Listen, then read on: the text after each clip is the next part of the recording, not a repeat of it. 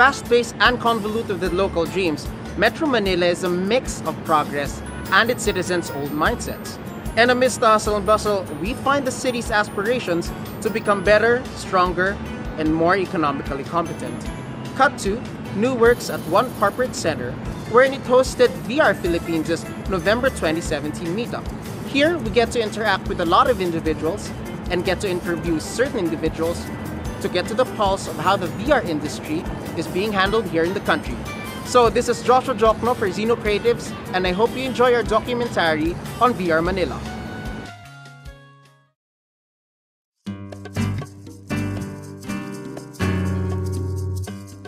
Virtual reality and game development.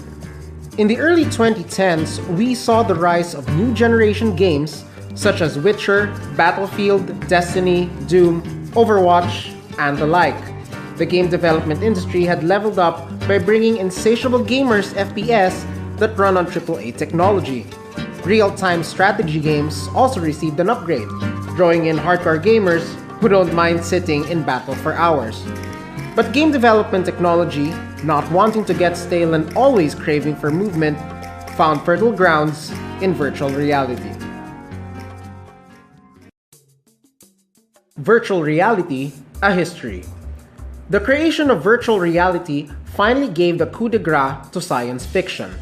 But of course, the road paved for the technology was a long and winding one, and we cannot help but be amazed by its roots.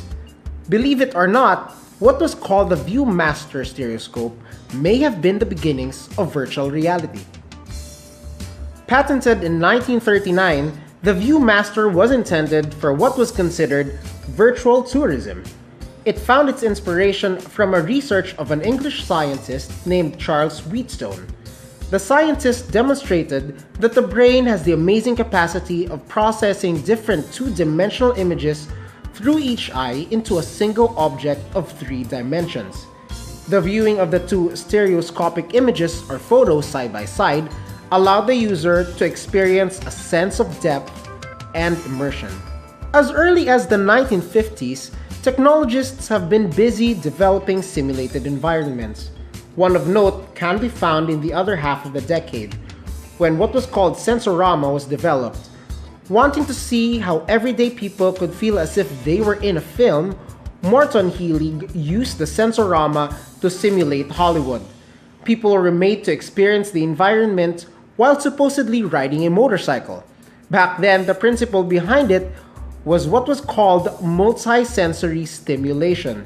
Through this, the willing subjects were able to see the road as if they were really there, hear the roaring engine, feel the motorcycle's vibration, and even smell the motor's exhaust. In addition to this, Healy patented the Telesphere mask in 1960. It is a head-mounted display device and was ultimately made as a foundational work by other inventors. In 1961, the forerunner to the HMD was created by 2 Philco Corporation engineers. It was called the Headsight.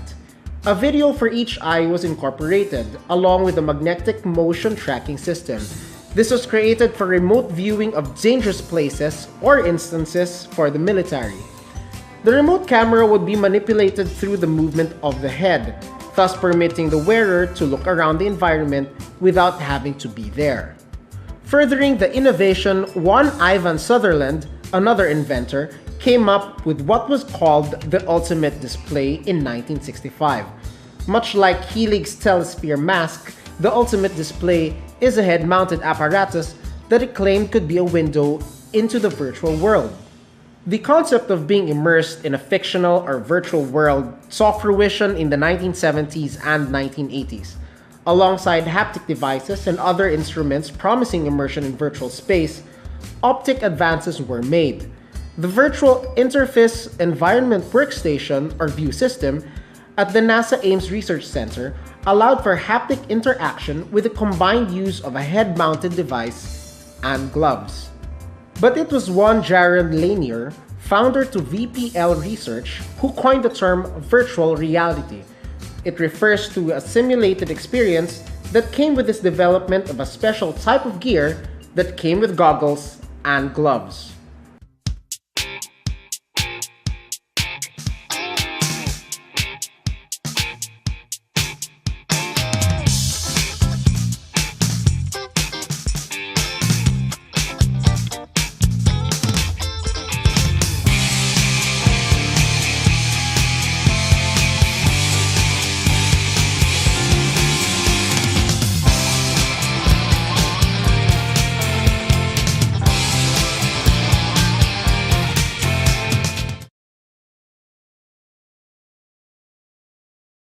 Hi there, it's me again, Joshua Jokma for Zeno Creatives, and right now we're here with Sir DJ, and he's gonna give us the skinny on. Basically, I'm going to ask him a few questions regarding VR and how this integrated further nowadays. And yeah, with no further ado, let's start the interview. So, sir, it's very nice to meet you. Yeah, thank you. So the first question that has been on our minds is we were listening throughout the talk earlier, and you mentioned something about the workflow and as opposed to the traditional and the workflow today. How did it progress exactly? I mean, how was the workflow for the game development before different now that VR had been thrown into the fold? Yeah, actually. Okay. Actually, ano yung na-discuss ko kanina, there's really not much difference actually. Kasi VR is just another target hardware. So, like yung dati, yung workflow is to adjust the assets kung gagamitin mo siya sa ibang hardware like console to other types of console. It's just a target hardware, although yun nga.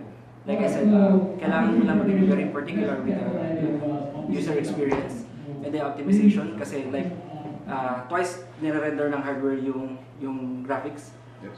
And then, pagdating naman sa user experience, kasi this is not like the other consoles na, or yung ibang game machines na nasa screen yung input mo. So, ngayon kasi is, yung elements is palibot na sa'yo, diba? So you have to consider that na dapat mag-engage yung user mo sa environment kasi this is immersive. Yeah. So, yeah, that's it.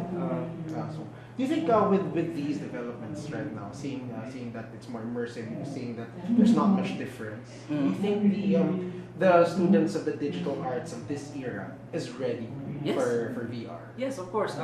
One, kasi yung VR kasi is nasa consumer na siya, nasa consumers na siya. It's madali nang bumili ng device. Like for example, Samsung Gear VR.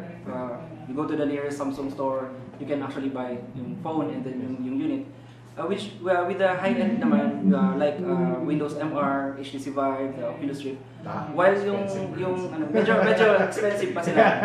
Pero I think bumababa yung impression nila from like something like 50,000 peso. Ngayon nasa 20,000 na lang, 25,000. Definitely because they want to bring it to the mainstream. Yes, exactly. Para makarating siya sa mainstream, kailangan ng babaan yung presyo. Kasi we've been interviewing a lot of people lately. Yun yung number one friction is mahal yung device, we cannot afford that, let's just do Google Cardboard, mga ganun. So yeah, I think hindi na mahihirapan yung mga students like ngayon din.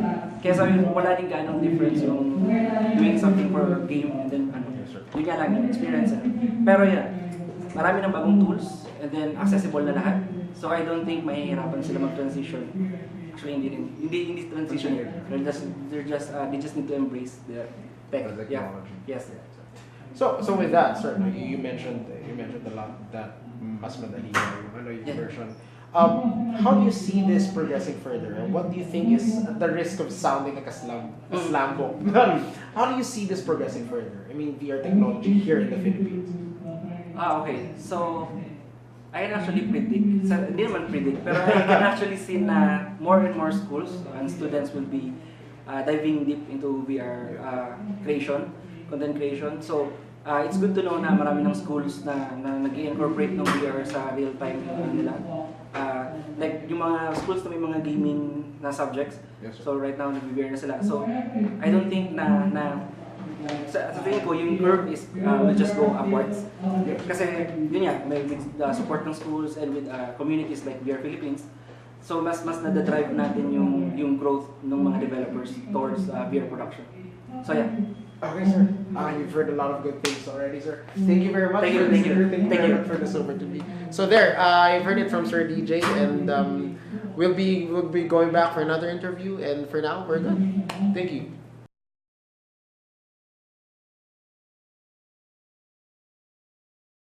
So there, continuing on, carrying on with our interviews. Here's Sir Gab, and Sir Gab is one of the speakers for the event, and we're going to ask him a bunch of, well, at least three questions that surrounds the industry, how he got into the ropes of the VR industry. So Sir Gab, nice to meet you. Nice to meet you too. Yeah, nice to meet you. So we've heard a lot of good things inside when you were talking in the duration of the seminar. And one of the interesting things that you've mentioned is that you've only been in the industry for 2 years. Yes. So how was that like? Was there a transition period? I assume, or I was made to understand that this isn't exactly your specialization, but given that you only have 2 years in it, how was that like? Okay. So just like what I mentioned before, in transition medyo relatively difficult kasi my original background was civil engineering, and when I transitioned into VR, back then I already felt that I was going into digital content development because some of the things that I wanted to, just like I mentioned before, some of the things that I wanted to create were not possible in the physical realm. So they were only possible in the digital realm, so that's why I got into digital content development. And then the transition was relatively difficult because, for one, none of my peers were interested in VR, and my parents did not support that. So basically, I was going to start from scratch if I were to... Yeah, you were alone in that journey. Yes, yes. So if I were to pursue my dreams, I was going to just start from scratch. And VR 2 years ago was relatively new, so it was not yet popular here in the Philippines. The Oculus Rift, I think, and the Vive were not yet available during that time. So what I did was basically I read forums. I became an active online member in the VR community online because there wasn't any community yet here in the Philippines. And then eventually, since my initial problem was that the VR presence here in the Philippines was not yet existent, I decided to create our own community here. Okay. So yeah, that's one of the stories, the origin stories of VR Philippines, the community that we're I see. managing. So you really had to learn things on your own. Yes, It's yes. Given Like- that we're so few here in the Yes. Philippines, actually. So initially, I was more of an enthusiast than a developer because at the time there was nobody to teach me, and then the online tutorials were just lacking. They were too complicated for me to understand. So yeah, that's what I did. I decided to just network with people and then know what it takes to learn how to create VR. And then later I learned that the easiest way to learn VR is to get involved in game development, which is also another thing that I was interested in because I play games way back and still now.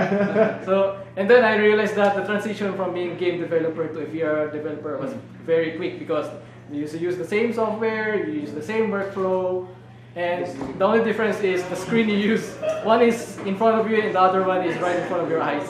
Okay.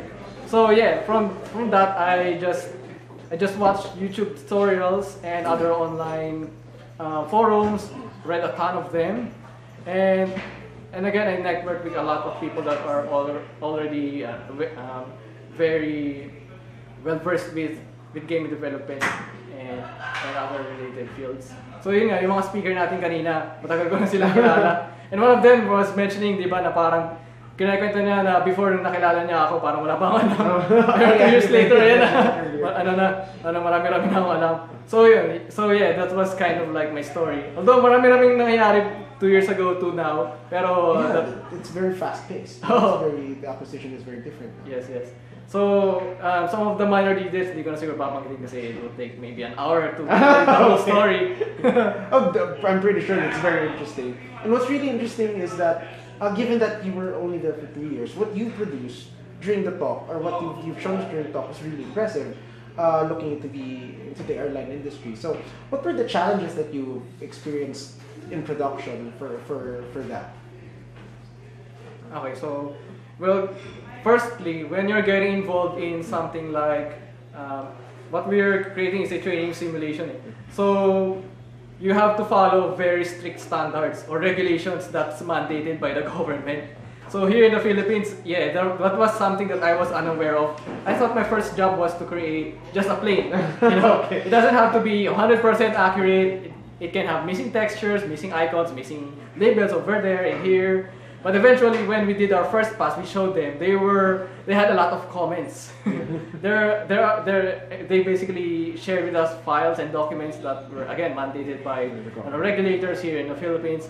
And I haven't read most of them because some of the documents were 1,000 pages long. So the airplane that I created was mostly based on the reference image that we used when we were visiting the aircraft. So yeah, that was the challenge when creating a training simulation. There are a lot of very specific, very strict stuff that you need to be aware of before you actually model the airplane itself. the airplane itself. That was one of the mistakes that I did. I basically made the initial airplane and then I I redid a lot of the stuff So you had to because take it down and then overhaul the yes, whole thing. yes. Yeah. Because a lot of the things that I created were substandard, kumbaga. Oh, I see. Okay, they were not following certain regulations. Okay, so yeah, that was one of the major challenges that I can recall. So now, sir, that you've already, at least integrated yourselves into the airline industry, where do you see, or what are the other industries that you're thinking into expanding into further? It's really tough to speculate right now because, as I mentioned before, when you say training simulation, it's a very wide day. Like Exactly. every job that involves grabbing or manipulating objects, you can potentially replicate in VR. So you can apply a similar training simulation that we created into that particular industry. So I'm not really familiar with other potential applications right now other than the airline industry. But what I do believe that there are a lot of opportunities just waiting out there that are just waiting for someone to approach them and show them that hey, this can be simulated in VR and we can save millions of pesos. Just to give you a background, in the aircraft simulation that we're creating, they were spending like 15 million pesos to just get a portion of the airplane and use it for their physical training. But what we're offering is like making them save more than 80 to 90% of the cost that they use for training. Yeah, that makes it easier for them. And then, of course, we have to mention the limitations. Some things cannot be replicated in VR. So yeah, that's one of the challenges. Also, some things are just can't be replicated in VR. So yeah. Oh yeah, so there definitely, sir. So thank you very much, sir. We've heard a lot of good things from this interview. So we're ending it at that. So again, thank you very much for reviewing. So again, this is Joshua Jokna and Sir Gab for Xeno Creatives. Okay, thank you again very for much, having me. Indeed, virtual reality had come a long way. And with its integration to game development and its potential to education and other industries, it doesn't seem like it's going to stop anytime soon. From all of us here at Xeno Creatives, we would like to thank New Works at Corporate One Center and VR Philippines for giving us a chance to feature their outstanding VR developers.